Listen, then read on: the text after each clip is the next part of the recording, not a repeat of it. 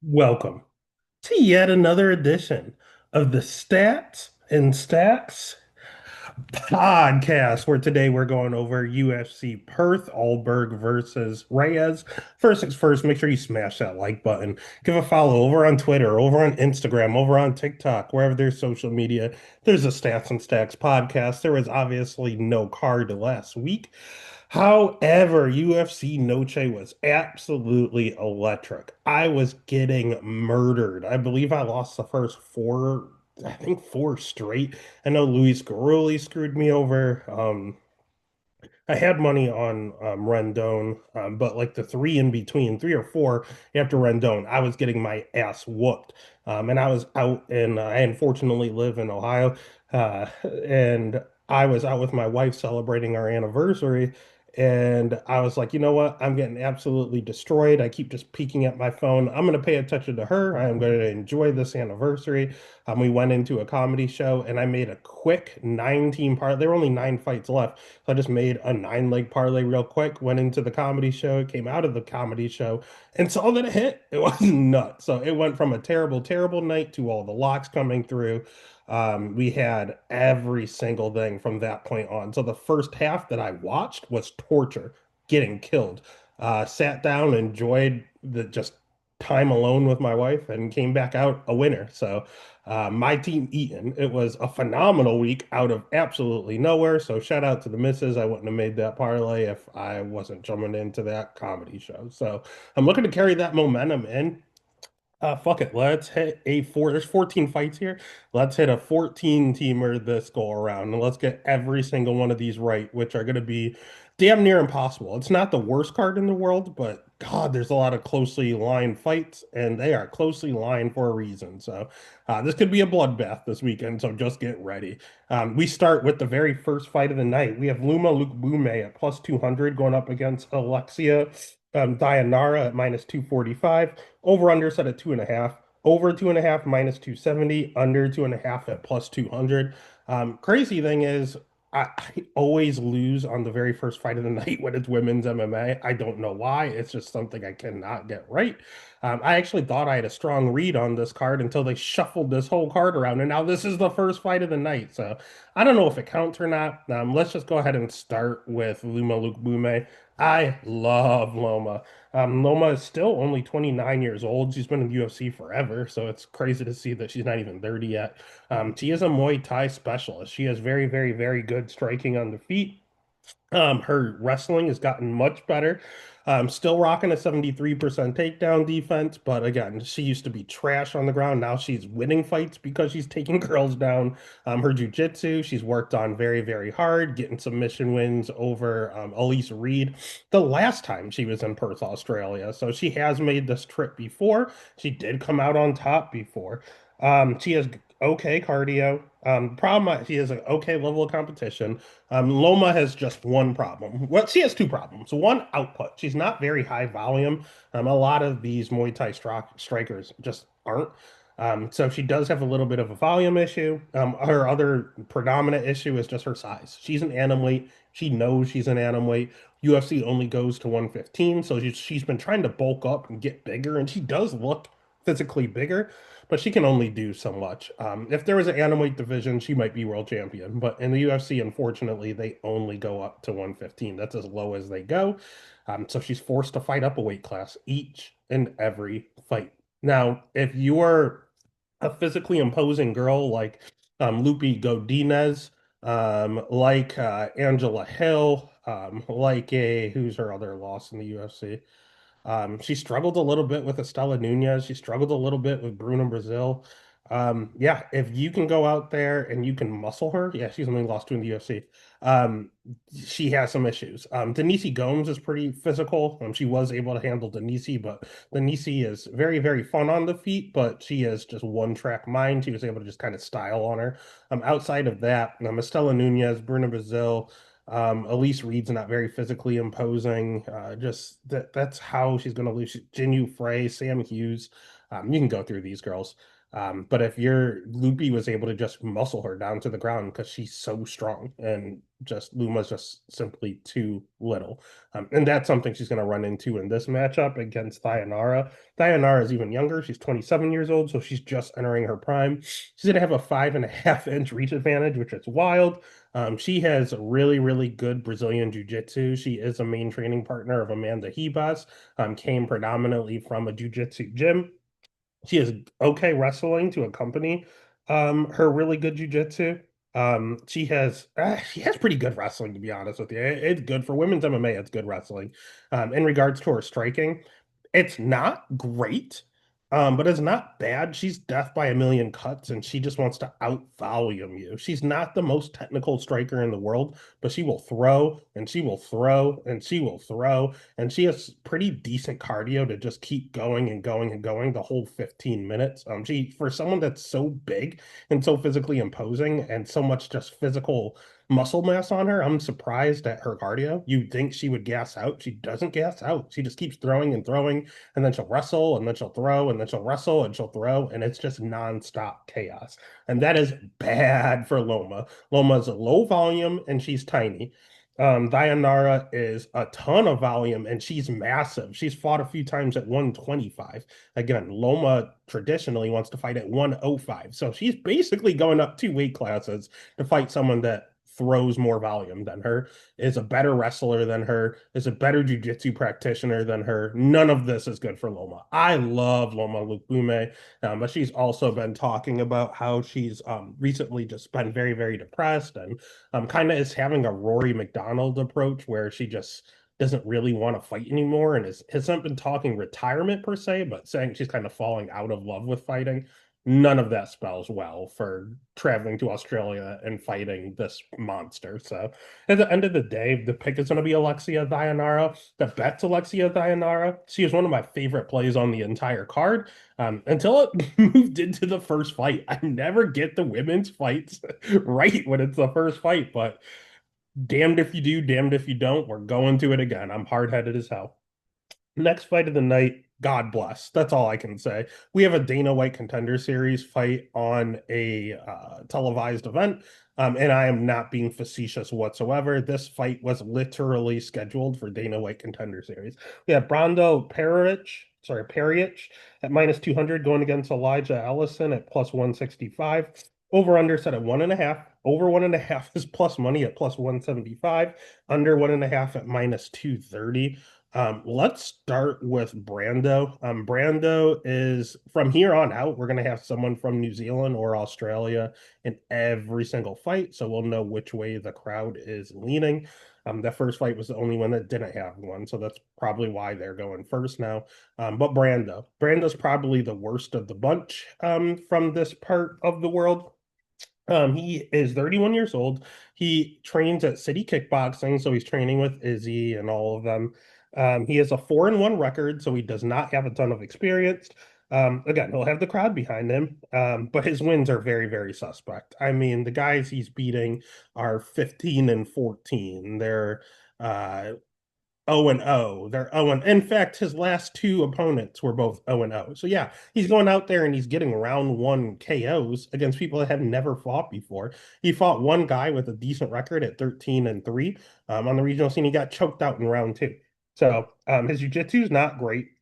His wrestling is not good. He throws with a ton of heat, but he's just a brawler. He's big, he's massive, and he's not technical like any of his training partners. He just comes out here and swings heavies. He's just a little bit of he moves pressure and he's a little bit of a bully. Like he's just bigger than you. I'm badder than you. I'm going to march forward and take your head off is what he does because you guys are 0-0 and you probably should not be fighting professionally. So it is, but his jujitsu's trash, his cardio's trash, his wrestling's trash, his striking's really not that good. He's just a really heavy brawler like Mike Perry style out here, just pressure forward and bully you. On the other side, we have Elijah, who also isn't very good. He's 28 years old, and he also does not have a wealth of experience at all. How many career fights does he have? He has five. What was Brando was 4-1. I think Elijah's like 5-1. Computer's moving super slowly today, so I apologize for any technical difficulties.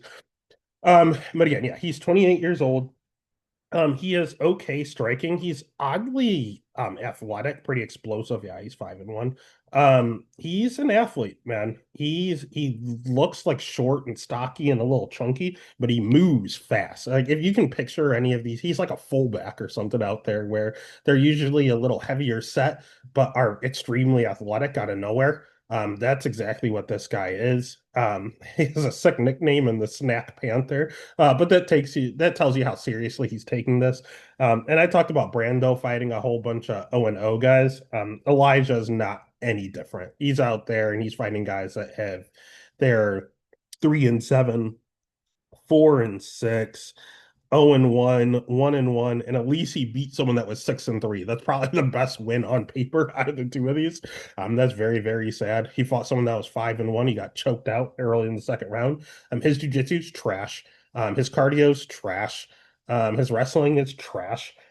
He is a little lower volume, which annoys me. But he just explodes. Like he just kind of a Yoel Romero style where they do absolutely nothing, then explode in a combination with just sheer athleticism and take your head off. Or they hit you and then they reload and they wait and then they go again. That's what he does. He does a Yoel Romero. So you have Mike Perry fighting Yoel Romero, essentially, who wins this fight. A lot of people are going Brando, considering it's in Australia. I think this is sheer dog or pass. Do not bet this fight, to be honest with you. But if you're an absolute just degenerate like I am, it is sheer dog or pass. You cannot feel confident in Brando. You cannot feel confident in Elijah. But I do think Elijah's a little quicker, and I'm hoping that means he finds the target quicker. So the pick is gonna be, I guess, Elijah. The bet's gonna be Elijah. Honestly, if anything you want to do is just bet the under. It's juiced. Under 1.5 is -230 currently. In all honesty, don't pick a side. Just take the under and call it a day because I don't think either one of these guys have more than 7.5 minutes of cardio. So I think it's going to hit by default. But if you want to get crazy and go for money, it would be Elijah. It's a dog or pass situation, but under or Elijah. Next fight of the night is another one that is just has trouble written all over it. We have Luana Carolina at plus 185 going up against Michelle Montague at -225. Over under set at 2.5. Over 2.5 -155. Under 2.5 at plus 120. Oh God. Let's start with the unknown in Montague. First and foremost, she is the Australian in this matchup, and this is her first fight at 135. The UFC does not offer 145. That is where she has predominantly fought, was at 145, but she's also fought as high as 155. She is essentially the Australian Kayla Harrison. She too trains at ATT. She too trains with Kayla Harrison in all actuality. She is 31 years old. So the crowd behind her. She's fought in PFL just like Kayla Harrison. And she is a wrestling and jiu-jitsu whiz, just like Kayla Harrison. She is 6-0. And if you notice a theme here, we have win, rear naked choke, win, rear naked choke, win, rear naked choke, win, rear naked choke, win, rear naked choke, and win, rear naked choke. She has 6 wins and effectively 6 submissions by rear naked choke. You know what she's doing. She does not have good striking. I'm very reminiscent of the aforementioned Kayla Harrison. Her wrestling, solid. And that's what's important here. Can she actually wrestle? The answer is yes. I've seen her get body lock takedowns. I've seen her shoot singles. I saw her shoot a single, push her against a cage, and switch to a double. I've seen chain wrestling. Like I saw what I needed to see. And good Lord, when she gets your back, she just climbs you like a tree and takes your neck home. She is very proficient with her back takes, as you can see by her record. She's beaten pretty low level girls, but at the end of the day, she does have good training. Um, I don't like her reactions when she gets hit. She is tough. She's not getting hurt per se. But she's one of these girls that just react very, very poorly when she does get hit. And again, my biggest thing is, can she even make the weight class? She's never made 135. So I have absolutely no idea if she's going to make this weight. I really don't. And she looks like she slows down a bit in her fights. So I'm not too sure about her cardio. She has gone to the third round and gotten a win. But it kind of looked like she was definitely tired, 110%. Her in round one and her in round two is not the same girl. But it seems like she can fight through adversity and she can fight through fatigue. Kind of just gather herself and then just shoot one takedown, try to get you down to the ground, and then kind of just regain her cardio while she's on top of you. So yeah, her striking not good. Her cardio not great, but wrestling good, jiu-jitsu good. Good things to have in women's MMA. And a really good thing to have in this matchup in particular, not only is she from the area, she's fighting Luana Dread Carolina, who generally fights at 125. Carolina missed weight more than one time in the UFC, and then her very last fight got canceled because of weight cut complications, and the UFC said, "Fuck this! You are going up to 135 because we're sick of your shenanigans." So now she's making her 135-pound debut against a girl that has fought as high as 155 when Dredd usually fights at 125. There's going to be a considerable size difference in regards to thickness. Um, Luana has good striking. She's fought an okay level of competition. Her cardio's okay. Her jujitsu is not good. It's not good at all. She has been tapped out by Ariana Lipsky. That didn't look great. Um, yeah, just at the end of the day, her jujitsu is her biggest problem. 74% takedown defense it looks okay and it looks improved. Because before it was very, very bad. It was at like 20%. If you shot a takedown, you got her down. But this is where Michelle impressed me. Again, I've seen her get body lock takedowns, but her last PFL fight, she continually tried to get the takedown. She could not get this girl down to the ground with body locks. Her coach said, "Hey, you're not going to muscle her like everyone else. How about you shoot traditional takedowns?" And she went folk style on her ass and shot a single. She shot doubles, got her down to the ground, and choked her out. Dread Carolina has the worst sprawl I've ever seen in my life. I don't think she knows what a sprawl is. Upper body stuff, she's very difficult to take down. She's tall, she's lanky. If you try to lift and return her from a body lock, she has that dexterity and she has that length to get her foot on the mat and make sure she does not go down to the ground. But if you shoot a double on a tall, lanky person, it's very difficult for them to sprawl. When they do sprawl, you can't reach their legs anymore. You just got to reset. But if you're fast enough and you have a good single or a good double, I wrestled back in the day and I loved going against people that were taller than me because they were so much easier to get in on those hips, get in on those legs, and just fucking just drive right through their ass. She cannot sprawl. Like I don't think I've ever seen Luana sprawl. So this is how this is going to play out. She's going to come out. She's going to be a little timid. And when I say she, I mean Michelle. She's going to be making her UFC debut in front of her crowd. She's going to have a little bit of an adrenaline dump. She's going to try to strike, and it's not going to go well. Luana will piece her the fuck up on the feet. Then she's going to say, "Ooh, this isn't working." She's going to try to body lock her. It's not going to work. Dredd is very good at defending body locks. Everyone's going to panic. And then that line is going to drop down to a pick 'em. Once it's a pick 'em and we hit round two, her corner's going to tell her the same thing. Don't body lock this chick. Just shoot a takedown. Just shoot a double, shoot a single. And once she gets her down to the ground, she's going to climb her like a fucking tree, use that massive size advantage, and put her to sleep. That is what's going to happen.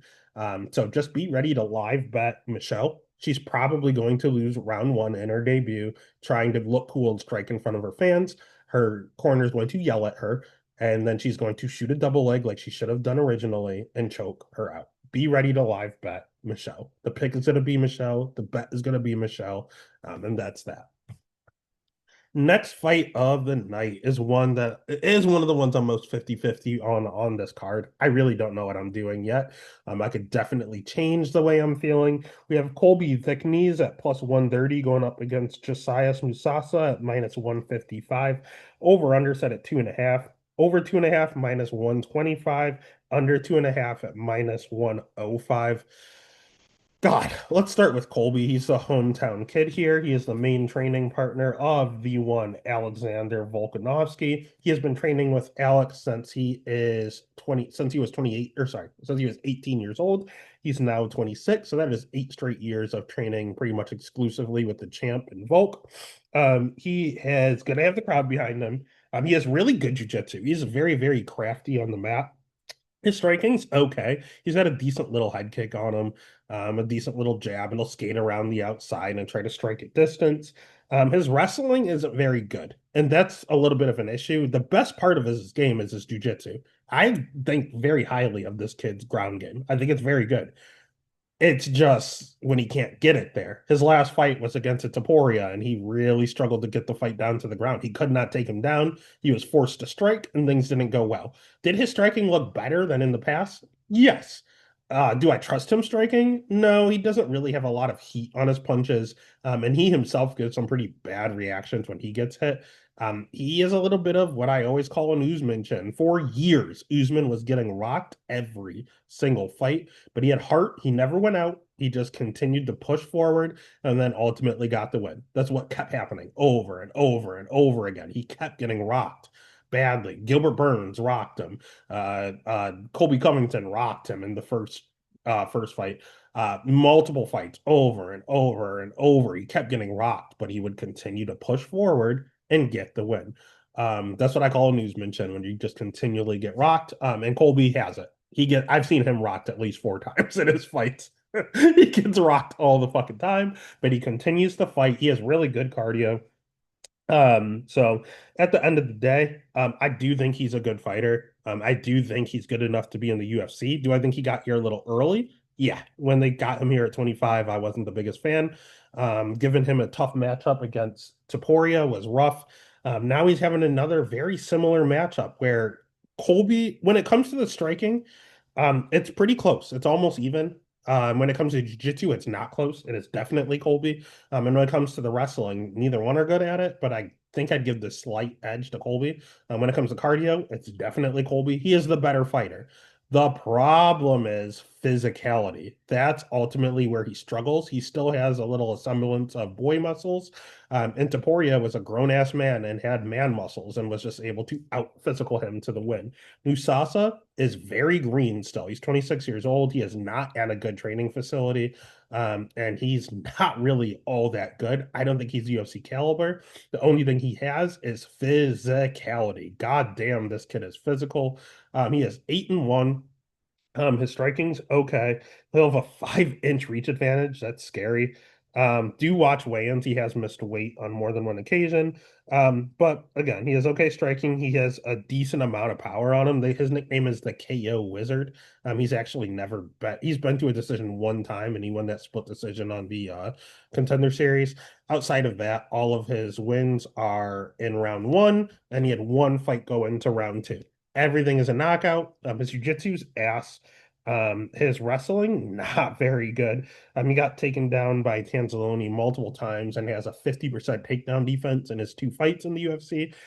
So not a good number. He does have an urgent get-up game. Once you get him down to the ground, he really, really, really just pops back up to the ground. Not really any technique whatsoever. He does pressure forward and just try to bully you. That's all he does. Go forward and swing for the fences, and he thinks he's going to put you out. His cardio, he doesn't gas, but he does slow. And his chin, shockingly, you can check this guy. You can chin check him. I wouldn't say he has a Usman chin because I've seen him basically go all the way out. In his last fight, it shows that he lost by rear naked choke. It was a club and sub. He had no idea where he was. He got kicked in the fucking dome. Had his eyes were all the way back, all the way in the back of his head. And then Carlos just jumped on his back and choked him out. But previous fights, there were at least 2 other fights before that, where he was rocked real badly. The fight where he went into the second round against this Diata guy, who was 0-1 when he fought him. He was rocked badly in round one where they could have stopped the fight. And there was another one in here where he was rocked really, really, really badly if they could have stopped the fight. So yeah, he doesn't have the world's greatest chin. He has fast recoverability. That's what it is. So Vera was smart, and when he rocked him, he jumped on his neck. I think Colby can do the same. I just don't like how much Musasa's pressures and how physical he is. And he's going to be in Colby's face, man, and it scares me. So I think it's a dog or pass situation. And then I look at the line, and Musasa's is the favorite. Why is he the favorite? So that's definitely going to make me choose the talent in the hometown. So I don't feel great about it, but the pick is going to be Colby. The bet is going to be Colby. Next fight of the night. It's a straight pick 'em, homie. We have Jamie Malarkey and Ronaldo Rolando Bedoya, both at -110. Over under set at 2.5. Over 2.5 -180. Under 2.5 at +140. Um, God, good Lord. Let's start with Bedoya. This guy. At one point, I couldn't stop betting Estela Nunez, and I was like, I'm not ever going to do it again. And then they'd give a matchup where I was like, I have to do it again. And she lost all 5 fights in the UFC. One of them was a broken arm, so I mean, not her fault. But all the other four, she just went out there and lost close fights. Bedoya is the same exact fucking thing. I think I've bet him every single fight in the UFC, and he has lost every single fight in the UFC, and they've all been very, very close. Bedoya is 30, sorry, he's 28 years old. He has good striking. He has a ton of volume. He never stops throwing. He has really good cardio. He can get countered quite a bit. He's not really the greatest athlete, but the guy knows what he's doing on the feet, and he never stops pressuring forward and swinging. On paper, it's showing 33% takedown defense, but there haven't been a lot of takedowns against him. And when he did get taken down, it was one of those where he bounced up immediately to the point where I'm surprised they even counted the takedown. Like that's how fast he popped back up to his feet. So I don't really know how good his ground game is because we never see it. I don't really know how good his wrestling is because we never see it. The only thing I really saw was him pop back up, and goddamn, he did it fast. So at the end of the day, most of his fights are against strikers, and this one is really no different to an extent. He doesn't have a lot of power. If he hit harder, he would win some of these split decisions, but he's kind of a death by a thousand cuts, and he's getting countered quite a bit. So he's going out there, he's landing 7 significant strikes per minute. You're gonna land 5.5 against him, but yours were harder, and he loses a split decision. That's what keeps happening to him. He landed more strikes against Chaos Williams, but he lost a split decision. He outlanded Kenan Song by 40 significant strikes. He lost a decision. Jai Herbert kind of pieced him up a little bit, but he landed more still. He just got 2 takedowns, technically, and he ultimately lost a decision. All 3 fights, he outvolumed his opponent in a fight that was on the feet for 90% of the time, and he lost a decision. He just doesn't hit hard enough. Now, his last fight against Jai Herbert, he dropped the weight class. He went from 170 to 155, thinking that would help. It didn't hurt. I mean, it didn't help. The same exact result. If he hit a little harder, I think he would at least have one win in the UFC. And if he stops getting countered, like he kind of takes a picture. He After he hits you real nice, he gets a nice 1-2. He'll stare at you, and then you just fire back and clock him once. Like that. He's giving 2 and taking 1. That's what he's doing over and over and over, and it's all about the judge's perception. On the other side, we have Jamie Malarkey. He's going to be the hometown favorite here from Australia. Also trains with Volk. 31 years old. And he is the definition of a generalist. He is okay striking, but it's not great. He is okay wrestling, but it's not great. He is okay jujitsu, but it's not great. He has okay cardio, but it's not great. He's pretty damn hittable, which is not going to be good going up against Bedoya, who is a volume machine, but he will sprinkle in takedowns. He has a lot of fights against boxing heavy fighters. He fought Michael Johnson. He fought Nazar Hackpress. He fought Muhammad Naimov. Francisco Prado. All these guys do is just box, solely boxing. That's all they do. And he won a split decision against Michael Johnson, but it was very, very, very questionable. And I thought that Michael Johnson won that fight, to be honest with you. The Francisco Prado fight, he mixed in takedowns to get the win. The Muhammad Naimov fight, he was actually doing well, and then he got knocked out. And the main reason he got knocked out is because he has the worst chin in MMA, in this weight class for sure. 145, he has the worst chin in the UFC featherweight division, bar none, no question. The dude has been knocked out like 6 or 7 times. That's really bad. Um, we have John McDessie. Sorry, this is at 155. My apologies. 155 pounds. Still, same answer. horrible chin. Only reason I said 45 is because Muhammad Naimov is a featherweight. He came up a weight class and still knocked him out on short notice, so that's concerning. Nazareth Haqparast has one knockout win in the UFC, and it's Jamie Mullarkey. Mauricio Rufy had a rocket ship tied to his back because he got a fancy knockout. Who did he knock out? Jamie Mullarkey. Jamie Mullarkey cannot take a punch. Bedoya doesn't hit hard. But we've seen this with another Australian guy with a glass chin. And this was very similar of Jesus Aguilar versus Shannon Ross.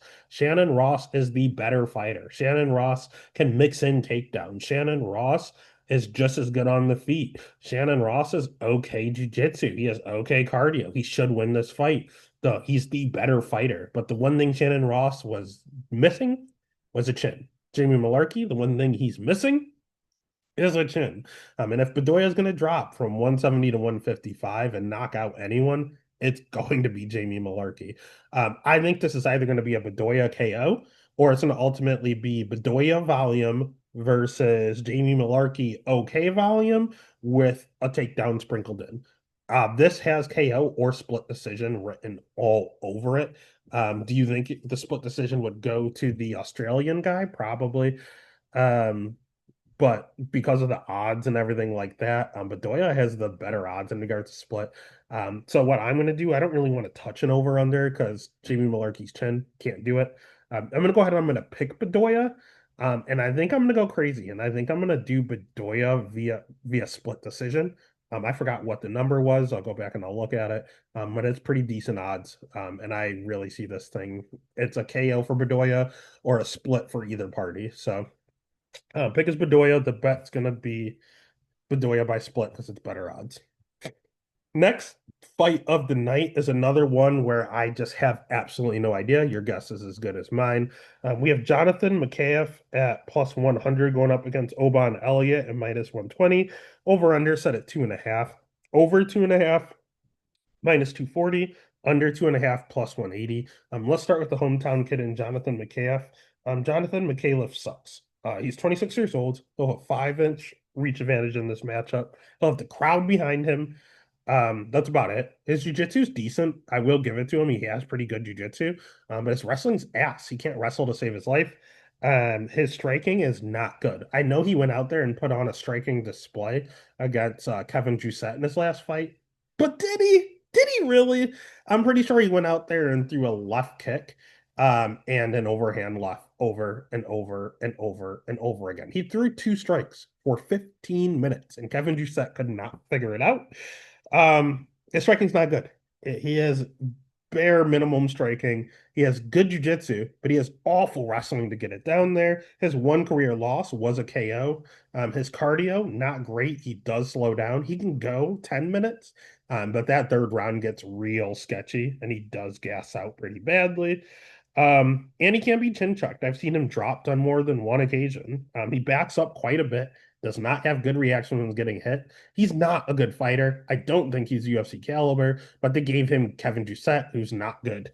And now they're giving him Oban Elliott. If you fight a competent if you fight a competent fighter, Jonathan's going to lose. I do not think highly of Jonathan.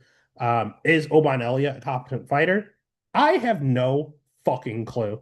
Everyone got burned by Oban Elliott in his last fight, myself included, when he fought Sung Yu Ko or Sung Siak, whatever. The Korean Tyson, that's what he calls himself. He went out there and got grappled, fought by an Asian fighter, which is an anomaly. Elliott is 27 years old. He showed good striking. He has shown okay offensive wrestling. Defensive wrestling, a little bit of a liability at 55%. Offensively good. He has good jiu-jitsu training over with Shore MMA and Jack Shore and his dad and such. His cardio is okay. His level of competition is pretty decent. He's a good fighter. He has good striking. He has okay wrestling. He has okay jiu-jitsu. He has okay cardio. Someone that should go out there and kill Jonathan. But he has 2 problems. One, he's unpredictable. He looked great against Basel Havez. He looked great against Preston Parsons. He looked bad against Kike Brito. He looked bad against Val Woodburn. And a lot of those are because he got dropped. This dude's chinny. All of his career losses outside of his submission recently, or not submission, his decision recently have been KO. Michael Figlak is 0-2 in the UFC. He went out there and KO'd him in round three. Before that, he got KO'd in Cage Warriors. And the Val Woodburn fight, he got dropped. The Kike Brito fight, he got dropped. Like, he does not have a good chin whatsoever. McAuliffe can't strike. He can't. But Oban, if you accidentally hit him, he is going down. He does not have a good chin. And again, I've seen him look world class, like top 10 level out there when he fought Preston Parsons. His takedown defense was on point. You could not, no one. Jordan Burroughs wasn't taking him down that night. And then 2 fights later, he's getting taken down by an Asian fighter who I've never seen shoot a takedown, whose background is boxing. He calls himself the Korean Mike Tyson. You never know what you're getting with Oban Elliott. Never bet Oban Elliott. Never trust Oban Elliott. And you can't even touch the over-under because he's usually a decision guy and he got a win. He got a KO his last win. And then all these other losses, he got KO'd himself. So you can't touch the over under. You can't trust him, but you cannot trust Jonathan McAuliffe. So at the end of the day, everything I'm telling you not to do, don't do it. But if you're an absolute degenerate, trust your eyes. Trust your eyes. And it's unfortunately the pick is Oban Elliott. Good odds on Oban Elliott because Vegas doesn't even know what version they're going to get. He's flying halfway across the world to Australia. Probably not going to get a good version of Oban, but I'll be damned if I put my hard-earned money on Jonathan McAuliffe. So the pick is Oban Elliott. The bet is Oban Elliott. For the love of God, don't do it. Don't trust it. Next fight of the night. You want to talk about untrustworthy. Andre Petrowski, minus 155, going up against Cam Rouston at plus 130. Over under set at 2.5. Over 2.5, minus 140. Under 2.5 at plus 110. This fight is pretty simple. We'll start with Andre Petrowski, the favorite, because Andre Petrowski should win this fight. Andre Petrowski is 34 years old. He has really good jiu-jitsu. He's a Renzo Gracie guy over in Philly. He has good wrestling. He has good jiu-jitsu. His striking's improving, but it's not great. It's pretty robotic. It's pretty stiff. His cardio is trash. His volume is trash. His chin is trash. But he has a good level of competition. And again, he has that combo that is needed in MMA. Good wrestling, good jiu-jitsu.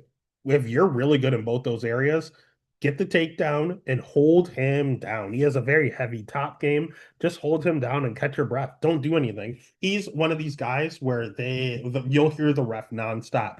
Action fighter, because he ain't doing shit. He's taking you down and he is holding on for dear life.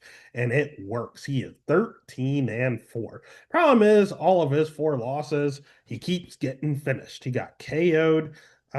He went the distance against Edmund Shabazian, but he got KO'd against Jacob Malkoun's hip. Jacob Malkoun's hip. You're going to hear every capper talk about that. I'm not going to bore you to death with the whole hip gate. But yeah, that's pretty suspect. Michel Pereira knocked him out in under a minute up at middleweight. And even in the Ultimate Fighter, he got choked out by Brian Battle because he gassed out. And he got knocked out by Aaron Jeffrey, who is not a knockout guy over in LFA. So yeah, I think he's a really talented guy. But the 2 things you really, really need are a chin and cardio, and he has neither. The next best thing you need is wrestling, and he is the better wrestler. Cam, not a good wrestler. If everything was created equal, Andrzej Petrowski goes out there, he takes down Cam Rouston, and he just lays and prays to a 15-minute decision. Easy. And do I think that's what happened? I think that's what should happen, but I'm going to put an emphasis on should because there are some just not immoralities just some complications going on with this fight. First and foremost, it was made 3 weeks ago. Cam Rouston just fought on Dana White Contender Series. He fought and he asked for a fight in Australia because he knew they were going here. And Dana said, "You know what? I loved your fight. Let's do it." So absolute earliest that Petrowski could have known about this fight was August 20th. So Petrowski, the known gasser, is taking this fight on like 2 weeks' notice. Not good. Petrowski, the known gasser with a bad chin, is going to have a quick weight cut and is going to travel across the entire world over to Perth, Australia to fight an Australian. None of this sounds good. If this was a full fight camp in Vegas, I'm all in on Andre Petrowski. But a short notice, Andre Petrowski flying across the world, it's just alarm bells ringing like crazy. Do I think Cam Rowson is good? No, I think he has good training partners. He too is at City Kickboxing. He's 30 years old. He has a 2 inch reach advantage. He has good jujitsu. So Andre and his jujitsu, although Andre's is better, Cam can hold his own. His striking's not good. City kickboxers are known for being good boxers. Not Cam. Cam's not a good striker, but he does hit decently hard. He has a few knockouts on his record. His wrestling, trash. Not very good at all. Torres Finney whooped his ass by taking him down and holding him down, just like Andre Petrowski wants to do. His level of competition, not great. Can be chin checked. I've seen him dropped on more than one occasion. None of this looks good. Like Andre should go out, take him down, hold him down easy. But to do that, you need cardio. Andre took this fight on 2 to 3 weeks' notice, is flying across the world to Australia to fight someone who's already there, a hometown Australian who can hold his own on the mat. So if Andre can't get this quick sub and has to continually get takedowns, he's going to gas. Cam, although he's also taking the fight on short notice, he was promised a fight and was able to stay in shape. He got into fight shape for Dana White Contender Series, knew he had a fight coming in 3 weeks, and just stayed in shape. So he's ready. He didn't take any punishment in that Contender Series fight. Cam is ready. Andre is legit taking this on 2 weeks' notice, flying across the world with bad cardio and a bad chin. This is a fucking setup. Andre should win this fight, but because of the unfortunate circumstances, I cannot look the other way. I cannot turn the other cheek. And I am going to go dog hunting. The pick is going to be Andre. He should win this fight. I don't think he does. The bet's going to be Cam Rouston at dog money. Next fight of the night, no conspiracy theory. We can make this one quick because this should be absolute murder. We have yet another city kickboxing representative in Navajo Sterling at minus 245, going up against Hidolfo Tractor Bellato at plus 200. Over under set at 1.5. Over 1.5 minus 175. Under 1.5 at plus 135. Let's start with CKB and Navajo Sterling. Have you ever seen a tall, lanky striker from City Kickboxing? Yeah, his name is Izzy Adesanya. Yeah, his name is Dan Hooker. Yeah, his name is Carlos Ulberg. They have a type, and those guys win. He has good striking. He's 27 years old. He'll have an inch and a half reach advantage. He will have the crowd behind him. He has a decent amount of power on him. 78% takedown defense, so he is not easy to take down to the ground. Does he have jiu-jitsu? No. Does he have wrestling? No. But he does throw decent volume, decent power. He's there to get had by the right guy. Bellato ain't it. I'll tell you that. The UFC is not happy with Bellato. Bellato's last fight was the whole upkick gate against Paul Berju Craig, where he got kicked in the arm and flopped down to the ground and said that he could not continue and pretended to be knocked out. People say he was pretending. Some people say it did graze his chin and it put him out. We don't really know what happened. Only Tractor will know. But Tractor's chin in general, whether he's faking it or actually getting cracked, not good. He's 29 years old. His jiu-jitsu is okay. His striking's trash. He's very stiff. He's very robotic. He's very hittable. His wrestling's trash. Cannot get takedowns to save his life. His cardio's good. That's great. But he's very hittable and very chinny. Not good. Very slow. Very robotic. Very stiff. Just a horrible striker. He's a literal punching bag. He marches forward, gets rocked, and then you get tired from beating him up, and then he gets up and he pressures you and wins the fight. That's what he does over and over and over again. His last draw against Jimmy Crute, he got 10-8'd in round one because he got dropped. He got up and he won the last two rounds. Pretoria dropped him badly in round one. He got up, won in round two. Talha dropped him badly in round one. He got up, finished in round two. That's what he does every single fight. He has to get dropped in order for the fight to start. The problem is if you hit hard enough, you drop him and he does not get up. He has two career losses. They are both to Vitor Petrino, but Vitor Petrino hits hard. And when he dropped him, he stayed down both times.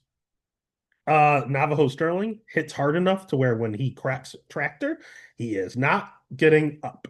And if he does, Navajo does not have bad cardio like Crute. He does not have, it's not great, but he can go 15 minutes. Um, but I just think he doesn't absolutely gas like Ihor either. I think he can either get the early finish or he can dominate him and then just coast to a decision. We've seen people like Hooker and like Izzy. Navajo fights a lot like Izzy. And Izzy is not a very urgent fighter whatsoever. He's patient, he picks his spots, and when he hits you, he makes them count. And god damn, Bellato's gonna give a lot of shots.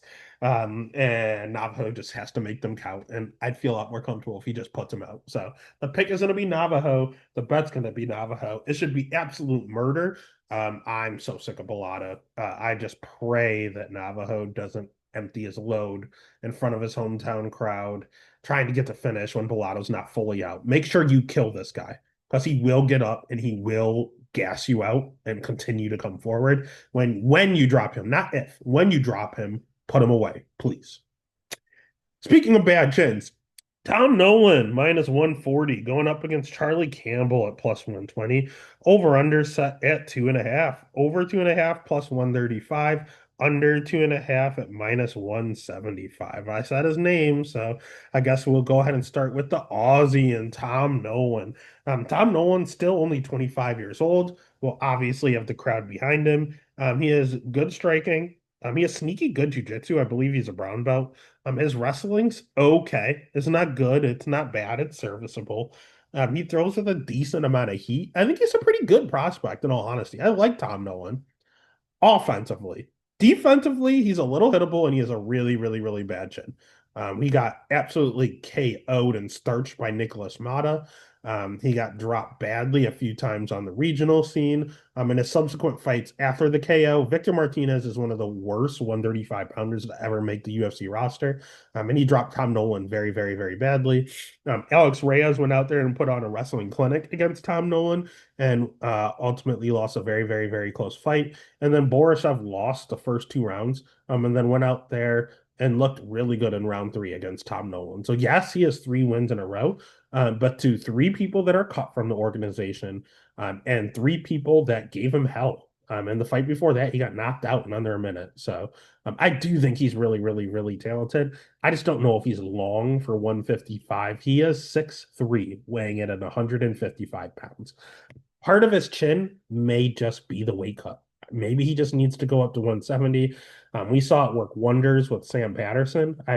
He is Australian Sam Patterson. We said the same thing about Sam. And Sam, I don't think has lost at 170. I keep losing to Sam. I keep betting against him, and he keeps beating me. Tom Nolan, just pull the Sam Patterson, go up a weight class. I think it's going to be good for you because there's a good chance he gets knocked out again here against Charlie Campbell. Charlie Campbell's 30 years old. He has okay striking, but he hits pretty damn hard. His wrestling's underrated. He's a Serra-Longo guy, so he's training with Aljo and I mean, even though Aljo and Marab and them are at like Syndicate and stuff too, they still do some training at Serra-Longo. That's where they originated. And Campbell trains with them. You see them all the time hanging out together, Nazim Sadikov and such. Again, he's an okay striker with a ton of power. He has good wrestling, sneaky good jiu-jitsu, doing a ton of jiu-jitsu competitions. When it comes to BJJ, I think it's a wash.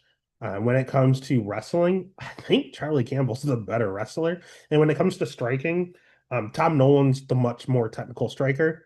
Charlie Campbell hits a lot harder. So it makes you want to go Campbell. Here's the problem. Campbell's also susceptible to getting chin checked. He's chinny himself. So you have two good fighters that just have bad chins. So ultimately, I wanted to go with the under 2.5. But Vegas is onto that minus 175 to the under. So at this point, I think I'm just going to go dog hunting. I'm going to go ahead. I'm going to pick Tom Nolan because it's the hometown guy and he's the bigger guy.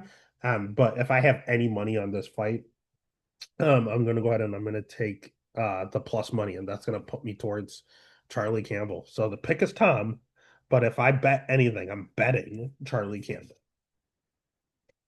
Next fight of the night, we have another 50-50 fight. All of these, it's not a bad card because you don't know who's going to win. Just God bless parlaying. Like, for the love of God, just take single plays, don't parlay because shit's going to get blown up quick. This is another one that's going to do it. We have Louis Sutherland at minus 102 going up against Justin Tafa at minus 118. Over under set at 1.5. Over 1.5 minus 145. Under 1.5 at plus 115. Let's start with Louis Sutherland because who the fuck is Louis Sutherland? Louis Sutherland is the LFL heavyweight world champion. And if you're asking what the hell is LFL, I don't fucking know. I think it's like Legion Fighting League or something, something that doesn't feel real. Something that you're not getting good level of competition. He fought in Bellator. That's a good level of competition, but he lost. So that's not a good look. He fought in PFL, which is a good level of competition, against a guy I actually know in Abraham Babley, who's not bad, and he lost.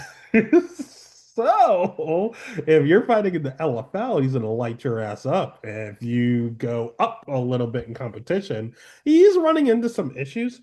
He's 31 years old, have a 2-inch reach advantage, again, making his debut. He has okay striking.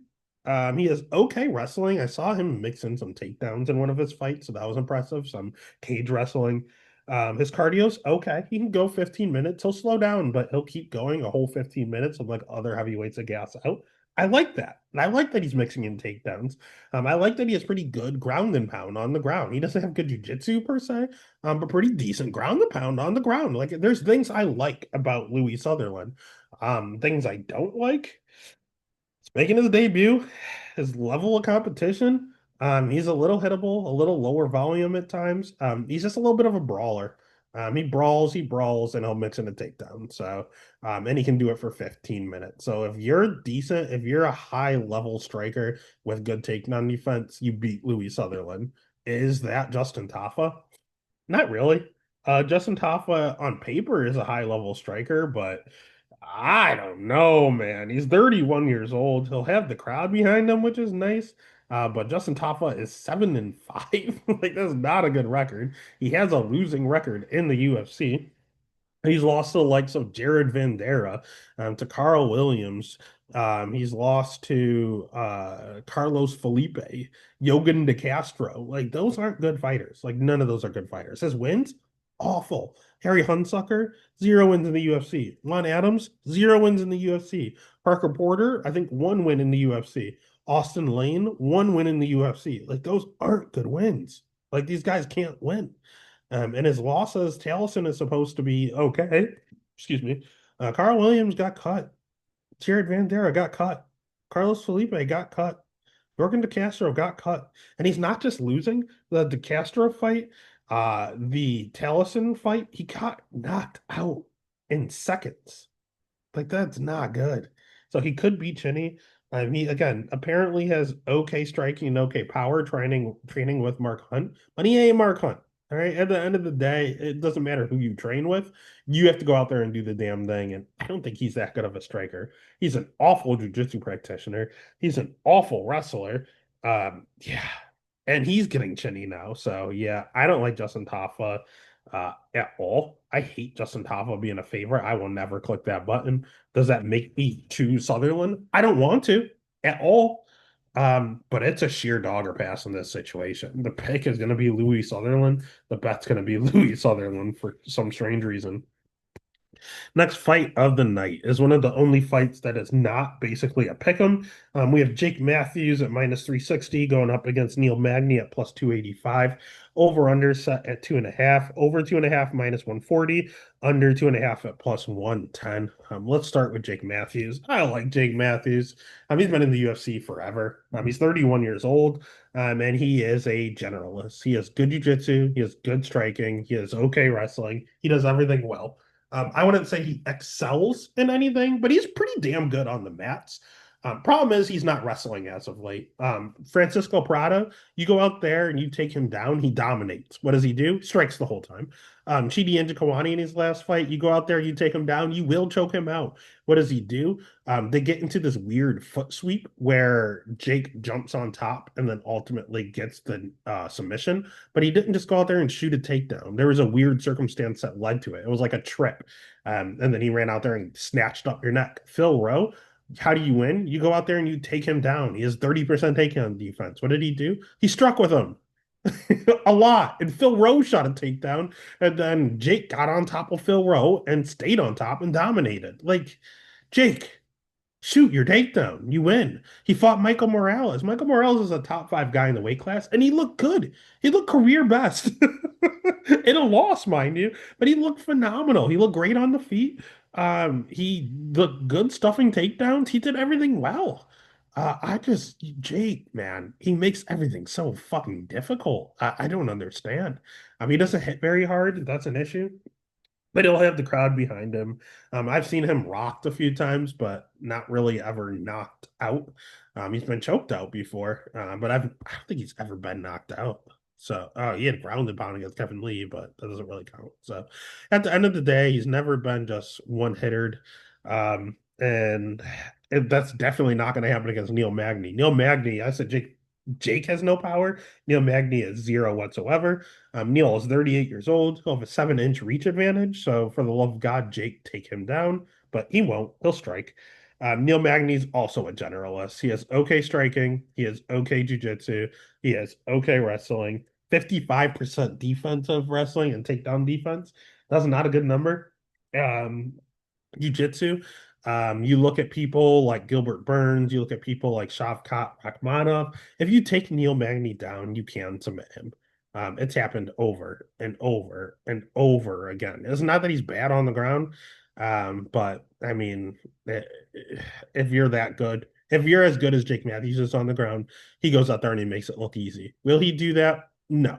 He's going to stand with Neil Magny, and he's going to make this a lot tougher than it has to be. And he does not hit hard. But I do like that Neil, well, I don't like, but it's very interesting because Neil's 38 years old and his chin's deteriorating. He was known as being just ironclad. Nothing's ever going to happen to Neil. He got knocked out by Prates, who hits hard. He got knocked out by Morales, who hits hard. But Mike Mallet rocked him badly. Gary hurt his leg. Phil Rowe rocked him. I watched him fight Max Griffin live. Max Griffin dropped his ass. You're just seeing him get hurt over and over and over again with shots that didn't used to hurt him. So his durability is going with age. He's 38. That happens. His cardio is still there. But again, his takedown defense is not good. So Jake could potentially win this standing up, but it'd be pretty close. Neil loves to clinch and clinch and clinch. So Jake should land the better shots. Jake will have the crowd behind him. And if for the love of God, Jake just wrestles, he'll make this look easy. So he has more ways to win. So I am going to side with the almost minus 400 favorite. He's just not going to look minus 400. I'm telling you right now, he's going to choose the path of most resistance and win, not even a split, but a win like a 29-28 because he made it so goddamn difficult. That's what Jake does. Pick is Matthews, bet is Matthews. Next fight of the night, we have Jack Jenkins at minus 280 going against Ramon Tavares at plus 225. Over under set at 2.5. Over 2.5 minus 140. Under 2.5 at plus 110. Let's start with the hometown guy in Jenkins. Jenkins is 31 years old. He'll have the crowd behind him. He has good striking, and you're going to hear over and over and over again about his leg kicks. And he has complete classes just dedicated to just leg kicking and teaching kids how to leg kick properly. You're going to hear commentating team talk about how he's broken multiple people's legs during fights with his leg kicks. They are vicious. That is 100% correct. His jiu-jitsu is not vicious. Not a very good jiu-jitsu practitioner. His wrestling is not vicious. Not a very good wrestler. But he throws pretty decent volume. He has good cardio. And he's pretty versatile. He has decent boxing. He does have good boxing, but he's very versatile in regards to his kicks. Heavy, high, low, midsection, boxing, leg kick. Like he does mix it up very well. He's very fluid. He's very good on the feet, but he's one dimensional. He's just a striker. And if you just stand with him, he can stand with anyone, but he's not the world's greatest striker in the world. He's a very good striker, very well diversed with leg kicks that literally break people's legs. On the other side, we have Ramon Tavares, who seems like a hand-picked opponent for Jack Jenkins. Why? Because they're in Australia and they want Jack Jenkins to win. And Ramon Tavares can't wrestle at all. He has no jiu-jitsu at all. He is just a boxer. He's 10-3. He's a very, very, very good boxer. He has decent amount of power on him, but his chin's a little questionable. I've seen him get knocked out by Series City. I've seen him get knocked out on the regional scene. He's been knocked out on more than one occasion. He got rocked in the last fight against Davey Grant. Now he can knock you out. He does hit decently hard himself. He throws a decent amount of volume, but he's pretty hittable. He has really good takedown defense and over a 2-inch reach advantage. But again, Jack is going to want to be at kicking range for all of his leg kicks, and neither one of them are going to wrestle. So this is a stand-up fight with a kickboxer against a boxer. Jack is going to try to kick his leg off. Ramon is going to try to knock Jack's chin off. And Jack is usually pretty durable. And Ramon does get hit quite a bit. So at the end of the day, Ramon's also moving up a weight class. He missed weight twice at 135. UFC said, fuck that. You like Luana, we are forcing you to go up a weight class. So Jack is going to be the larger guy at 145. So Jack has more tools in the toolbox. And Jack is going to be the bigger guy. Jack is going to have the crowd behind him. And Jack is going to have a bet from the Stats and Stacks podcast. The pick is going to be Jack Jenkins. The bet is going to be Jack Jenkins, but that's another one where I think he wins, but it's going to look very, very, very close. Potential split, but I do think he gets the job done. Just like Jake, him and Jake are going to make you sweat back to back. Just be ready for some swamp ass during that portion of the fight night. And it probably continues here. We have Jimmy the Brute Crute at -185 going up against Ivan Erzlan at +155. Over under set at 1.5. Over 1.5, -125. Under 1.5 at -105. Let's start with Ivan Erzlan. He's interesting. He's a KSW guy. He has good striking. He's 33 years old, so he's in his prime, about to leave his prime. Dude hits decently hard. Just look at the guy. He's very, very raw. He's very, very physical. He's very, very strong. I wish he threw more volume. He is a little low volume. He's pretty durable, but he's pretty hittable in the same breath. He's rocking a 64% takedown defense, which isn't a good number. But he was fighting Ian Cutelaba. He got taken down by Navajo Sterling when he was rocked. It counts without really counting. He does slow down in his fights, but he does still swing heavies while absolutely gassed. He never quits. He never gives up. He's gone 5 rounds before, so he's not going to completely gas out. He'll just slow down a little bit. But he's predominantly just a big, rugged, physical boxer is what he really comes down to. If he hits you, you can go out. He hits very, very, very hard. If you have, and it's going to be a struggle. Yeah, 64% takedown defense. It's a lot better than it looks on paper. I'm telling you right now. There weren't a lot of attempts. That number is very skewed. His takedown defense is decent. So at the end of the day, you have a guy that hits very hard, is pretty tricky to get down to the ground, and can go 15 minutes. So he's a little bit of a nightmare matchup for some people, unless you're very, very technical on the feet and you can kind of just pick him apart. That is not Jimmy the Brute Crute. Jimmy's 29 years old. He'll have an 1.5-inch reach advantage. He'll have the crowd behind him. He definitely has the UFC behind him. UFC loves Jimmy the Brute Crute. He has good jiu-jitsu. The best part of his game is his jiu-jitsu. His wrestling's not bad. He is okay wrestling. His striking's okay. It's not good. It's not bad, but he knows what he's doing on the feet. So yeah, ultimately, offensively, a good fighter. He's young. He has a reach advantage. He has the crowd. He has the better jiu-jitsu. It's probably 50-50 on the feet and 50-50 in regards to his offensive wrestling versus Ivan's takedown defense. Pretty close. Pretty close. Problem is Jimmy Crute has quit in him. If things are not going his way, he does fade. He does not bite down on the mouthpiece. He packs his bag and goes home. He also has a suspect chin. I've seen him knocked out or dropped multiple times. He got dropped like 5 times in the first Alonzo Menifield fight. He ultimately got club and subbed in the second one with the guillotine. I saw him get rocked against Adolfo Biero as he got tired. We've seen Jimmy Crute get KO'd stiff by Jamal Hill in 40 seconds. That's not a good look because Jamal Hill does not hit hard. Um, the KO to Anthony Smith doesn't count because that was just his leg, his nerve went out. But I've seen him rocked multiple times, so very concerning. Oof. You can't have a bad chin and bad cardio. That's a bad combination, and be a favorite. So at the end of the day, although I think he could just get this fight down to the ground and try to dominate there, Ivan has the better cardio and the better chin. So brute, better jujitsu.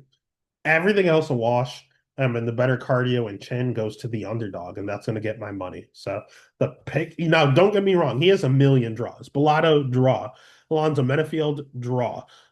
So the draw is live always with the Jimmy Crute fight because he loves getting 10-8s and then losing 2 other rounds. He loves that. He does that all the fucking time. So the draw is live, but I'm just not going to be greedy, and I'm just going to take the dog and Ivan Erzlan. The pick is going to be Ivan Erzlan. The bet's going to be Ivan Erzlan. And that takes us to the main event. If you haven't already, what's taking you so long? Go ahead and give a follow over on Twitter, Instagram, TikTok, Blue Sky, wherever there's social media. There's a Stats and Stacks podcast. We have Carlos Ulberg at -250 going up against the Dominator, Dominic Reyes at +205. Over under set at 2.5. Over 2.5 +120. Under 2.5 -155. Let's start with Dom Reyes. Dom Reyes is 35 years old, so he's leaving his prime. He has good striking. He has a ton of power. He has a great level of competition. My God, he has 4 career losses, but they're to the GOAT and John Jones, the Ryan Span, Yuri, former champ, Jan, former champ. Those are his losses. So 3 champions and Ryan Span. Did they happen consecutively? Yeah. But at the end of the day, he has a ton of volume to go with his power. His jiu-jitsu is not great, but that's not really going to be an issue here. His cardio is very good for someone that throws so much and so heavy. He can go a hard 15 minutes. He'll slow down a little, but 25 minutes he can go. He'll definitely slow down, but he can go 25 minutes. He's proven that against the GOAT. Problem we have with Dom Reyes is his chin. His chin's not good. Yes, he lost 4 straight. Yes, they were the good guys. But he got knocked out by Ryan Span by a jab. He got knocked out by Yuri Prochazka. He got knocked out by Jan Blachowicz. And he got decisioned by John Jones. But before that, or sorry, after that, he did get rocked by Jacoby before getting the win. So we've seen him rocked in 5 consecutive fights. Not great. Also, his little win streak, his resurgence that he's on. Dustin Jacoby is like 40 years old. Anthony Smith is 40 years old and retired. Nikita Krylov in fight years is 40 years old and basically has retired with the whole Ukraine, Russia war and stuff going on. He has not won a fight since. So yeah, his win streak not that impressive when you really peel back the curtain. So I do like Dom Reyes. I do think he found himself. I like him as a person. I just think that we need to pump the brakes a little bit in regards to this win streak he's on. It's not as impressive as you think when you really look at it. But the other side, you can kind of say the same for Carlos Ulberg. Carlos Ulberg is 34 years old. Husbands, don't let your wives watch this fight because he's a former bachelor in Australia, like that show, The Bachelor. He had his own season over in Australia, so the ladies love this guy. He's going to be fighting someone shirtless, so probably don't let them watch. He'll have the crowd behind him. He's a city kickboxing guy, as is everyone else on this card. Main training partner for Izzy Adesanya. Good old Blackjack. He has good striking. He has high volume. He hits decently hard himself. He has 85% takedown defense, but I don't think that's going to matter in this matchup because neither one of these guys utilize jiu-jitsu. Neither one of these guys utilize wrestling. They are strikers through and through. He has very, very good counters. He's a very good counter striker. And his cardio, he has looked good and he's looked bad, but mostly bad. Usually does slow down in his fights. And when you sit down and you look at his run in the UFC, everyone's going to talk about the Kennedy Njoku fight where he went out there, he 10-8'd Kennedy, and then he just flatlined and gassed out, and then Kennedy got the finish.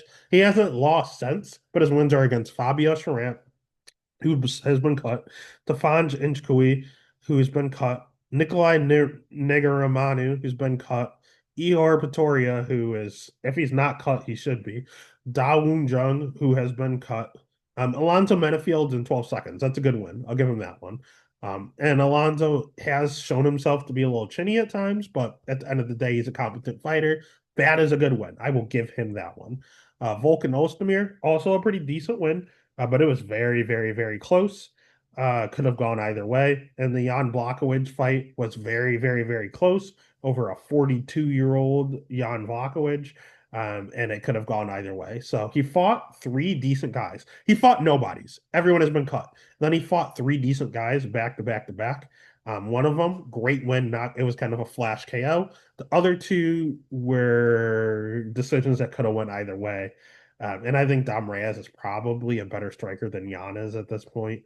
I think Dom Reyes hits harder than Vulcan does at this point. I do think Blackjack has a chin. I do think he can take a punch. I can't say the same for Dom, so I could see Blackjack going out there and starching Dom in 50 seconds. Like I could totally see that, and that's definitely a possibility, and probably why the line reflects the way it does. But if he doesn't, and he's playing it real safe because it's his first main event, Dom's been 5 rounds before. Dom can do it. And I think Dom hit so hard that he's live. I think Dom's cardio could be used as an advantage. I don't know. We're really looking at cardio versus chin is what it comes down to because I think they're both very good strikers. I think it's a wash everywhere else. And it is literally, do you trust the chin or do you trust the cardio? And for that, I cannot comfortably say Carlos at minus 250 because of this line. I did exactly what I always tell you at this main event. If it's that big of a spread, I put Carlos Ulberg in every single fight. So every when I went and I bet Ivan Erslan, when I bet Colby Thick Knees, I bet them with Carlos Ulberg in there to just kind of boost the number a little. And then I am going to hedge with Dominic Reyes. That's what it comes down to. So at the end of the day, I'm going to go ahead and I'm going to pick Carlos Ulberg. I'm going to put Carlos Ulberg in every single bet and every single parlay. And then I'm going to hedge heavy with Dom Reyes. I think it's 50-50 and just enjoy a winning night.